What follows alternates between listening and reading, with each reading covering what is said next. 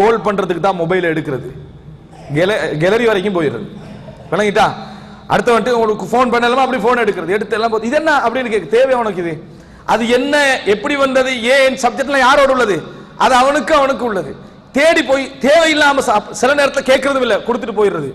இவருங்க இப்படித்தான் இருக்கிறாரு அப்படின்ட்டு போயிடுறது. என்ன நடந்தது எதுவும் கேட்கல, தேவையில்லாத இன்னொருத்தரை பத்திய சந்தேகத்தை என்ன செஞ்சீங்க, உள்ளத்துக்குள்ள போட்டுக்கணீங்க. நீங்க என்ன நினைக்கணும், நமக்கு தேவையில்லை, நமக்கு அது தேவையில்லை என்று நீங்கள் வாழ்ந்து பாருங்கள். நிறைய நிம்மதியாக என்ன செய்யலாம், இருந்து கொள்ளலாம்.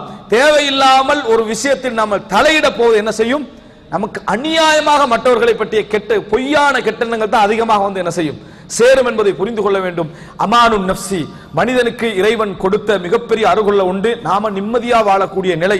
யாரை பற்றியும் அப்துல்லா இப்னு மஸ்ஊத் ரலியல்லாஹு அன்ஹு இடத்தில் ஒருத்தரை கொண்டு வந்து நிறுத்துறாங்க, தாடியால சாராயம் வடிஞ்சுக்கிட்டு, எதால தாடியில சாராயம் வடிஞ்சுக்கிட்டு, சாராயம் குடிச்சிட்டாரு அப்படின்னு ஒருத்தர் சொல்றாரு. அவர் சொன்னாரு, நுஹீனா அனி தஜஸ்ஸுஸ், துருவி ஆராய்வதை இஸ்லாம் எங்களுக்கு தடுத்திருக்குது. குடிப்பதை கண்டீங்கன்னா சொல்லுங்கன்றார், குடிச்சதை கண்டீங்கன்னா சொல்லுங்க, மற்ற விஷயம் தேவையில்லை. குடிக்காம தாடியில வந்திருக்குமா, அதுவும் தஜஸ்ஸுஸ், அது என்ன, அதுவும் நீ தேவையில்லாம துருவி ஆராய்கின்ற ஒரு விஷயம்.